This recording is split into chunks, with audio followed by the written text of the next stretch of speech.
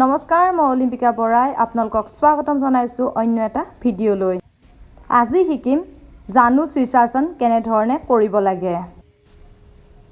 একেবাৰতে কেতিয়াও জানু শীৰ্ষাসন কৰিব নালাগে। প্ৰথমে আমি আমাৰ নাৰ্ভখিনি এক্টিভ কৰি ল'ব লাগিব। পোনপ্ৰথমে আমি বাটাৰফ্লাই জৰিয়তে আমাৰ নাৰ্ভখিনি এক্টিভ কৰি ল'ম। এইখিনিতে এটা কথা জনাওঁ যে মোৰ লগত কৰি থকা মাইনাজনী হৈছে এগৰাকী কেৰাটী খেলুৱৈ। জাহ্নৱিকা দাসে বহুকেইটা জিলাভিত্তিক সন্মান আঁজুৰিবলৈ সক্ষম হৈছে। বাটাৰফ্লাই কৰাৰ পিছত আমি আমাৰ ভৰিটো গাৰ কাষলৈ মেলি দিম আৰু দ্বিতীয় ভৰিটো এনেধৰণে গাৰ ওচৰত চপাই ৰাখিম। পোনপ্ৰথমে দুয়োখন হাতেৰে ভৰি স্পৰ্শ কৰিম আৰু লাহে লাহে মূৰটো নি আঁঠুত লগাই দিম এনেধৰণে। আপুনিও নিশ্চয়কৈ পাৰিব। পুনৰবাৰ লগ পোৱাৰ প্ৰতিশ্ৰুতিৰে আজিলৈ আহিছোঁ। নমস্কাৰ।